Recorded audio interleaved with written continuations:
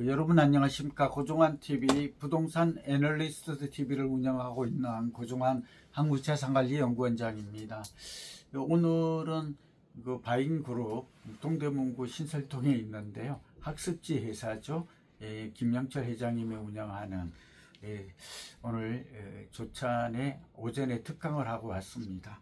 한 3,000여 명의 바인그룹 학습지 교사님들하고 같이 공유를 했는데요. 굉장히 학습하는 태도도 좋았고 또 분위기도 뜨거웠고 질문도 세도했습니다. 아무래도 부동산 경기가 이렇게 패닉 바잉이라는 말처럼 벼락거지라는 말이 있죠.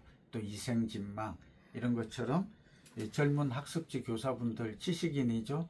선생님들도 굉장히 요즘 시장에서 집을 갖지 않은 이런 분들은 많이 소외되고 또 어떻게 해야 할지 그런 답답한 마음을 읽을 수가 있었습니다.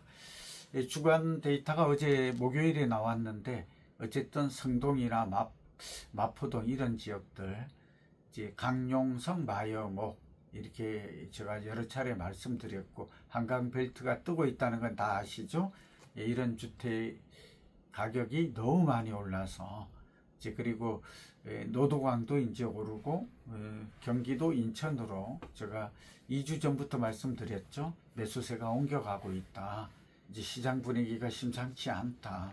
정부 대책이 나올 때가 되었다. 이런 얘기를 했는데 6월 27일 금요일 드디어 오늘 국토부와 금융위에서 627 대책을 내놓았습니다.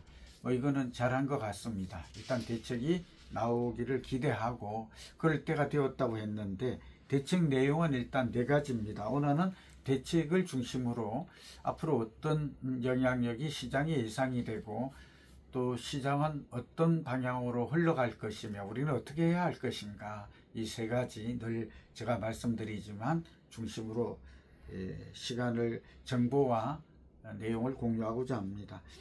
가장 눈에 띄는 것은 주택담보대출이 28일부터 주담대가 이제 6억 원, 수도권이죠. 6억 원 이하로만 제한이 됩니다.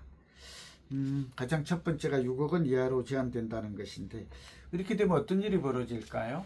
우선 이제 6억 원 이상 대출이 안 되니까 서울의 아파트 한 채 가격이 보통 한 13억 정도 된다. 통계는 뭐 11억, 12억 하지만 13억 5천만 원 정도 되는 것으로 알고 있습니다. 그러니까 우리가 보통 내 집 마련을 할 때 뭐 LTV 비율도 있고 DSR 이런 것들을 감안하면 한 40% 정도 대출에 의존한다고 볼 수 있거든요. 그러니까 10억짜리 주택을 사면 한 4억 정도 대출 받는다. 이렇게 따져보면 6억 한도로 이렇게 되기 때문에 제가 볼 때 이제 10억 이하 주택에 대한 그런 수요만 좀 가능하지 않을까, 그렇게 우선은 예상이 됩니다. 그렇게 되면 결국은 매입 수요가 강남은 이렇게 언강성시 안 되죠. 그러니까 우리가 강용성, 마여목 이런 주택을 산다는 것은 이제 거의 대출 6억 한도로 제한되기 때문에 어려워졌다, 불가능해졌다 이렇게 볼 수 있고요. 다만 이제 한 10억 원 이하 주택으로 또 10억은 또 쉽지가 않아요. 이것도 소득이 뒷받침돼야 되고 결국 우리가 알고 있는 외곽지역 노도강이 대표적이죠.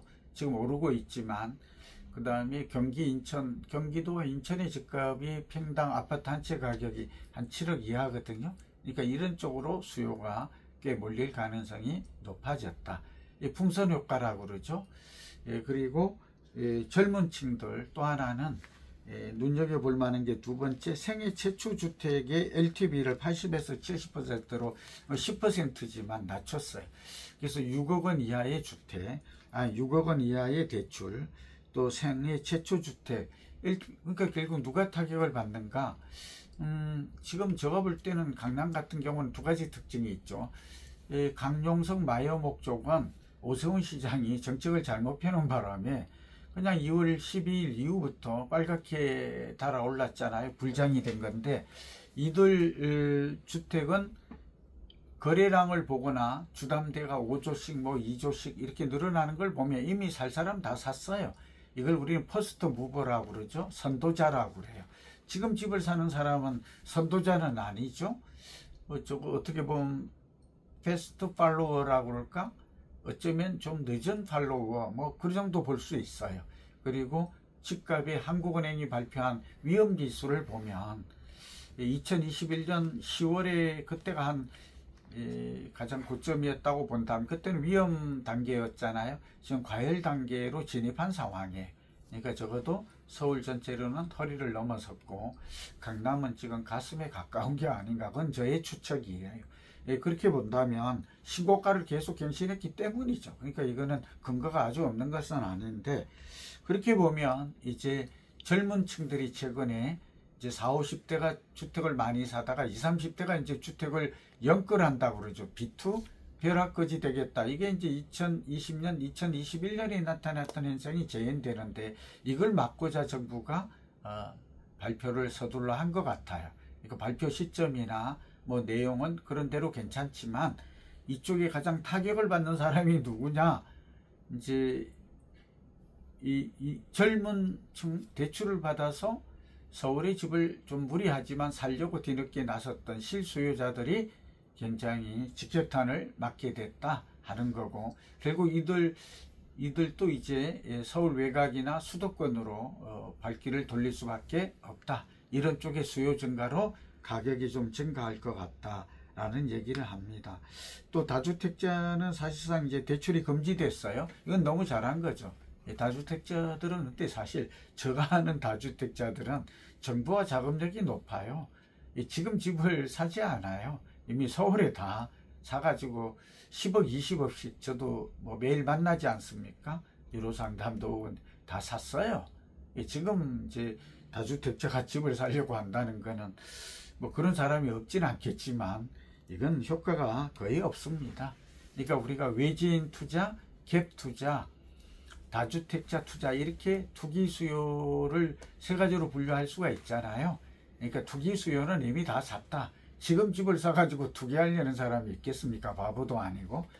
투기꾼이 그렇게 어설픈 투기꾼은 없어요.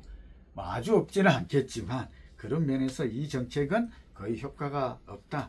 매입하고 나서 6개월의 전입 의무 부과, 이거는 이제 말하자면 토지나 비슷한 효과죠. 그러니까 이제 2년 거주 조건, 토지에 비해서는 굉장히 약한 거지만 그래도 이 얘기는 결국 실수요자, 투기 수요를 차단하겠다는 거잖아요. 뭐 그렇게 큰 혜택은, 실효성 있는 대책은 아니다, 이렇게 봅니다. 그러면 이제 하나씩 정리해 볼게요. 이번 대책은 안 나오는 것보다는 낫죠. 근데 뭐 일부 언론에서는 뭐 강력한 대책이다, 예상보다, 이렇게 말하는데, 뭐 그렇게 말하는 전문가는 제가 볼 때는 진짜 전문가가 아닙니다. 저는 오히려 토지를 확대 지정한다든지 투기 과열지구 조정 대상 지역이 확대될 것으로 지난주에 예측했잖아요. 이번에 나왔으면 좋을 뻔했어요. 근데 또 찔끔 대책으로 생각이 돼요. 이렇게 찔끔찔끔 하다 보면 이제 계속 나오겠죠. 우리가 문재인 정부 때 뭐 20몇 번 나왔다 그러고, 이제 그런 일이 정말 반복되면 안 될 것 같아요. 그리고 찔끔 나오면 풍선 효과 옆으로 가고, 또 찔끔하면 또 전국이 되고, 이러면 안 되죠. 근데 또 하나는, 이제 두 번째는 공급 확대 대책이 빠진 점은 정책의 실효성을 떨어뜨려요. 그러니까 이번에는 저는 공급 확대 나온다고 그랬어요. 지난주에 제가 4기 신도시를 한다고 했다가 다시 또 안 한다 하고, 이런 것들이 시장에 혼란을 줄 거다. 왜냐하면 집값이 지금 오르는 이유 중에 하나는 기대심리, 한국은행 총재의 설명이 맞아요. 기대심리 때문에 오르는 건데, 분양이라도, 그러니까 재건축 재개발 재정비 사업을 통해서 매물이 공급이 나오거나, 아니면 상기 신도시를 빠르게 해서 언제부터 본격 분양이 이루어진다거나, 또 4기 신도시를 뭐 이렇게 미니 신도시라도 이런 걸 빠르게 한다거나, 뭐 이 실효성 있는 실질적인 공급 확대 정책이 이번에 나왔다면 뭐 너무 당연하죠. 이 규제 일변도 정책이 아니라 정부가 공급 확대에 신경을 쓰고 있구나. 좀 기다리면 분양받을 기회가 오겠구나. 그리고 좀 구매 심리가 연기될 수가 있는데 왜 이번에 이런 게 안 나왔는지 저는 좀 개인적으로는 이해가 안 됩니다. 준비가 안 된 것 같다 하는 생각이 들기는 해요. 아니면 이런 방식으로 계속해서 규제만 내면 또 시장은 일시적 안정에 하다가 다시 또 재상승하는 과거의 문재인 정부의 부동산의 대실패가 반복되지 않을까 우려되는 그런 상황입니다. 또 하나 문제점은 우리 실수요자들이 내 집 마련 기회를 상실했다는 겁니다. 사실 최근에 30, 40대가 집을 많이 40대, 50대가 집을 많이 샀잖아요. 물론 노인들도 고령층도 많이 샀습니다. 그런 측면에서 이번에 20, 30대가 이제 최근에 왜냐하면 2000년, 2020년, 2021년에 연끌한다면서 B2에서 뒤늦게 투자를 했다가 2022, 굉장히 폭탄을 맞았잖아요. 30, 40% 떨어지면서 뭐 극단적 선택을 하는 사람들도 제가 알기로 한 3명이 있었어요. 그런 교훈 때문에 또 자금이 없고 하니까 그랬겠지만, 근데 이제 이분들이 이제 실소유자인 경우 이 젊은 층은 돈이 없어요. 그런데 이제 대출을 받지 않으면 서울의 집은 도저히 살 수가 없죠. 근데 이런 사람들이 최대 피해자로 전락했다는 거예요. 그런데다가 생초자에게 또 뭐 부득이한 면이 있지만 LTV 강화를 했다는 거잖아요. 이 사람들은 이제 어떻게 해야 될까요? 집 사지 말라는 뜻이거든요. 그러니까 이 좋은 주택 정책은 실소유자의 보호 대책. 그래서 저는 정책 자금 같은 경우에는 오히려 길을 열어주어서 실수요자와 투기 수요를 구분할 것. 실수요자는 오히려 내 집 마련을 하고 싶은 사람에게는 국가가 금융 측면에서 도와줘야 된다 하는 측면하고 지금 어긋나요. 이것도 안 맞고, 뒤늦게 집 살려고 한 사람은 이제 막히게 되면 이건 정책의 올바른 그런 해법은 아닐 것 같습니다. 결론입니다. 이게 노도강이나 서울 외곽 지역에 좀 오르지 않는 금광구 이런 지역에 집을 살려고 했던 분들, 저는 중랑구도 괜찮거든요. 그래서 앞으로 청량리 주변이나 영등포 분들의 그런 이제 다음번 추가 대책이 불가피해 보여서 더 규제가 나오기 전에 저는, 그리고 길게 보면 1, 2년 동안 집값이 오를 확률은 거의 70%가 넘어요. 또 부동산 경기의 사이클 얘기는 수없이 했기 때문에 5, 6년 오르면 4, 5년 내리는 빅사이클, 슈퍼 부동산 사이클은 있거든요. 그래서 한 3, 4년 또는 4, 5년을 길게 본다면 공급이 단기간에 이루어지기 어려운 점, 금리가 내린다는 점, 여러 가지를 감안하면 집을 사는 게 좋을 것 같고, 이들 풍선 효과로 인해서 오히려 더 가격이 재빠르게 오를 가능성이 많아요.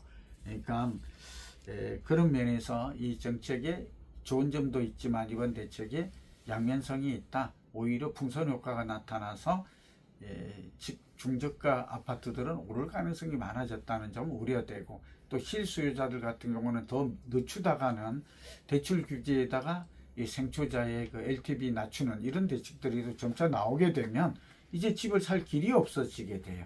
정말 돈이 다 갖지 않으면 말이죠. 그런 면에서 이 주말을 그 다음에 이제 뭐 빌라라든지 이렇게 재건축이 이루어진 신설 역세권이 되는 지역, 뭐 이런 지역도 우리는 또 고점 대비해서 30% 이상 빠진 지역들은 실수요자라면 들어가도 뭐 추가 하락 가능성은 크지 않고, 이제는 올라갈 확률이 오히려 한 70% 이상인 상황에서 내 집 마련에 이러한 의사결정이랄까, 프랙티스, 행동, 실천 행동도 빨라져야 되지 않을까 보이고, 이번 대책으로 인해서 이제 한두 달 정도는 이제 숨고르기가 조정 국면에 들어설 것 같아요.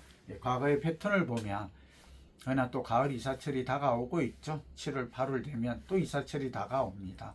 그럼 또 전세도 움직이고, 전세가 움직이면 또 매매 가격이 움직일 수 있고, 거래량이 또 증가할 수가 있어요.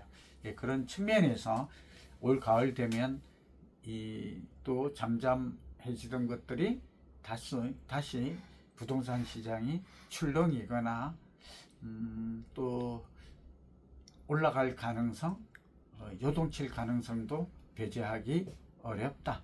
그래서 정부가 서둘러서 시장이 좀 안정된다 하더라도 안심하지 말고 공급 확대 정책은 좀 실효성 있는 대책으로 체감할 수 있는 걸로 좀 내주었으면 좋겠다.